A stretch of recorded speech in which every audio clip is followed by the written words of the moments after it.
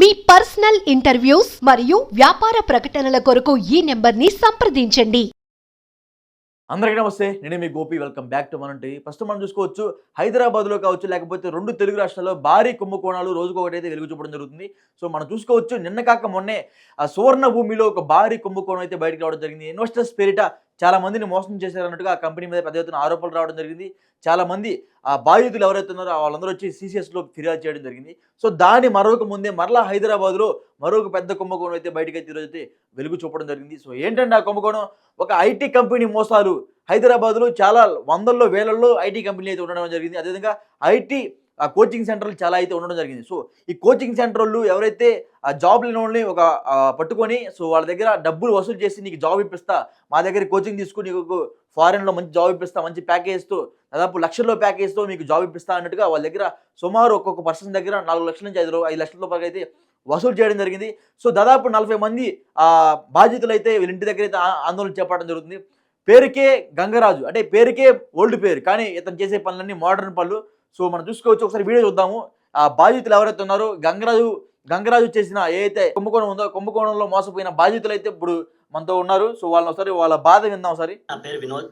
గంగరాజ్ అనే వ్యక్తి నా దగ్గర 3 లక్షలు 2 సంవత్సరాల క్రితం తీసుకున్నాడండి, జాబ్ ఇప్పిస్తానని చెప్పి.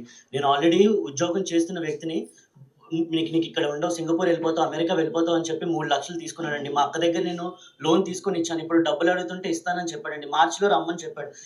ఇప్పుడు వరకు ఎవరికి డబ్బులు ఇవ్వకపోగా వేరే ఫ్రెండ్ వల్ల నేను పరిచయం అయితే వీడి దగ్గరికి వెళ్ళాను. ఇప్పుడు వాడు కూడా ఫోన్ ఎత్తట్లేదు, వాడు కూడా కమిషన్ తీసుకుంటున్నాడు అని చెప్తున్నాడండి. నాకు ఏం చేయాలో అర్థం కావట్లేదు. ఇంట్లో ఎవరైతే లోన్ తీసుకున్నానో వాళ్ళందరూ మా ఇంటికి వచ్చి మా చెల్లి ఫొటోస్ అన్ని పంపించి డబ్బులు కట్టలేనప్పుడు ఎందుకు, నీకు అంత స్తోమత లేనప్పుడు ఎందుకు తీసుకుంటావు అని అడుగుతున్నారండి.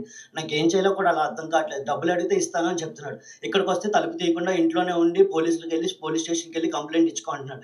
నేను ఆల్రెడీ పోలీస్ స్టేషన్కి వెళ్ళి కంప్లైంట్ ఇస్తే వాళ్ళు కూడా అసలు FIR కూడా ఫైల్ చేయట్లేదు. అసలు ఇతను చూస్తే ఇంటికి వస్తే డబ్బులు ఇస్తాను అంటున్నారు. ఇంటికి రాగానే ఇంటి బయట తలుపు వేసుకొని తలుపు ఓపెన్ చేయకుండా ఇంటికి వచ్చి న్యూసెన్స్ చేస్తానని చెప్పి పోలీస్ స్టేషన్లో కంప్లైంట్ పెడుతున్నారండి. నాకు ఏం చేయాలో అర్థం కావట్లేదు. ఇప్పుడు నేను ఇంటికి కూడా వెళ్ళే పరిస్థితి లేదు. నాకు చచ్చిపోవాలన్న ఒక ఆప్షన్ ఉంది, ఇంకేమీ లేదండి. నేను ఆల్రెడీ వర్క్ చేస్తుండగా నాకు నీకు ₹1,00,000 పైగా ఉద్యోగం ఇప్పిస్తానని చెప్పి నా దగ్గర 3 లక్షలు తీసుకున్నారండి. నేను అతన్ని నమ్మి 3 లక్షలు కట్టగా సంవత్సరం అయిపోయిందండి. సంవత్సరం వరకు నాకు ఏ జాబ్ లేదు. సంవత్సరం తర్వాత నా మట్టుకు నేను ప్రిపేర్ అయ్యి నేను జాబ్ తెచ్చుకున్నాను. ఇప్పుడు అతను ఫేక్ డాక్యుమెంట్స్ ఇచ్చారండి. ఆ డాక్యుమెంట్స్ వల్ల 2 UN నంబర్స్ క్రియేట్ అయ్యాయి. ఆ 2 UN నంబర్స్ వల్ల ఇప్పుడు నార్మల్గా కంపెనీస్లో ఏంటంటే ఒక UN నంబర్ దగ్గర బోల్డ్ PF అకౌంట్స్ ఉంటాయి. ఇందులో డిఫరెంట్ UN నంబర్స్ ఇతని వల్ల క్రియేట్ అయ్యాయి, ఫేక్ డాక్యుమెంట్స్ ఇవ్వడం వల్ల. నాకు ఇప్పటికి ఒక 10 ఇంటర్వ్యూస్ ఇచ్చాను. ప్రతి ఇంటర్వ్యూలో కూడా 2 UN నంబర్స్ ఉన్నాయి కదా, నీకు జాబ్ రాదనే చెప్తున్నారు. కానీ ఇతన్ని అడిగితే నేను UN నంబర్ కూడా తీస్తాను అన్నారండి. ఇదంతా జరిగి 2 సంవత్సరాలు అవుతుంది. చేతికి ₹1 కూడా ఇవ్వలేదు. ఇస్తానని చెప్తే నేను ఇక్కడికి వచ్చానండి. ఇప్పటి వరకు నాకు డబ్బులు అయితే రాలేదు. నేనైతే నా డబ్బులు కోరుకుంటున్నానండి.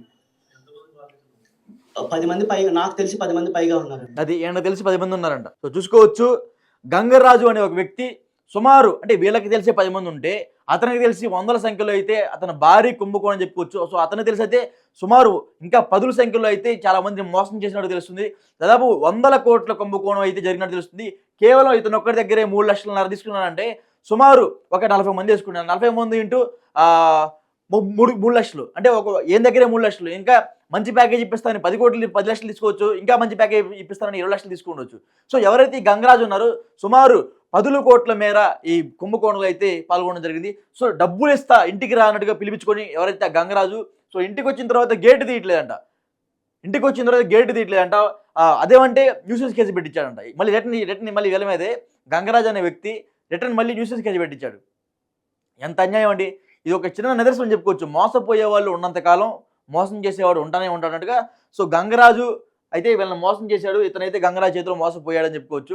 సో ఇలాంటి కుంభకోణాలు హైదరాబాద్లో 1 కాదు 2 కాదు, రోజుకి 10ల మేర మనం చూస్తూనే ఉన్నాము. సో ఎప్పటికైనా సరే బాధితులు కావచ్చు, లేకపోతే వ్యూవర్స్ కావచ్చు, ప్రతి ఒక్కరు కూడా ఈ వీడియోని నిదర్శనంగా తీసుకొని ఎవరైతే మోసం చేస్తున్నారో, సో ఆ మోసం చేసే వాళ్ళ దగ్గర మోసపోకుండా ఉండాలని ఈ వీడియో చేస్తున్నాను. అదేవిధంగా వీళ్ళకి ఖచ్చితంగా న్యాయం జరగాలి. రూపాయి కాదు, 2 రూపాయలు కాదు, 3 లక్షల మేర ఒక సామాన్య మధ్యతరగతి కుటుంబంలో 3 లక్షలు అంటే చాలా పెద్ద మొత్తం అది. సో ఈ పెద్ద మొత్తం కూడా వీళ్ళు ఒక రూపాయి కూడా ఆ సొంత డబ్బులు కాదంట. ప్రతి ఒక్క రూపాయి బయట నుంచి అప్పు తీసుకుని రావచ్చును కానీ, లేకపోతే ఆ లోన్ యాప్స్ ఉంటాయి కదా, సో ఈ లోన్ యాప్స్లో కూడా కొన్ని లక్షలు అయితే లోన్ తీసుకున్నారంట. 1,30,000 రూపాయల దాకా లోన్ తీసుకున్నారంట. మిగతా డబ్బులు మొత్తం వాళ్ళ అక్క బయట తెచ్చారంట. ఎవరైతే వాళ్ళ సోదరి ఉన్నారో సో ఆమె అయితే బయట నుంచి అప్పు తెచ్చారంట. సో అప్పు తెచ్చిన వాళ్ళు ఇంకెవరకు ఊరుకోరు కదా, ఎప్పుడు ఇస్తారని అడుగుతూనే ఉంటారు. సో అలాంటప్పుడు వాళ్ళు మాట అనేస్తారంట, ఇక కట్టే స్తోమతలను ఎప్పుడు తీసుకోవడం ఎందుకన్నట్టుగా వాళ్ళైతే కించపరిచే విధంగా అయితే మాట్లాడడం జరిగిందంట. సో డెఫినెట్గా మాట్లాడతారు, ఎందుకంటే అప్పించిన వాళ్ళు కాబట్టి. సో మనం చూసుకోవచ్చు, పోలీసులు కూడా ఇక్కడైతే కేసు అయితే ఎఫ్ఐఆర్ నమోదు చేయట్లేదన్నట్టుగా ఈ బాధితులు అయితే ఆరోపిస్తున్నాడు. సో ఖచ్చితంగా పోలీసు వారు కూడా ఇలాంటివే ఎవరైతే ఈ గంగరాజు ఉన్నారో అసలు అలాంటి వాళ్ళ మీద చర్యలు తీసుకోవాలి. అదేవిధంగా మనం చూసుకోవచ్చు, ఇతనికి అదేవిధంగా ఇది ఎలాంటి బాధితులు చాలా మంది ఉన్నారు కదా, సో ఆ బాధితులందరికీ ఖచ్చితంగా పోలీసు వారి అండగా నిలిచి వాళ్ళ దగ్గర తీసుకున్న ప్రతి ఒక్క రూపాయి కూడా తిరిగి ఇప్పించాలని మేము కోరుకుంటున్నాము. ప్రజలు కూడా అదే కోరుకుంటున్నారు. సో డెఫినెట్గా ఇప్పటి నుంచైనా సరే మోసపోకండి అని మేము చెప్తున్నాము ఈ వీడియో నిదర్శనంగా.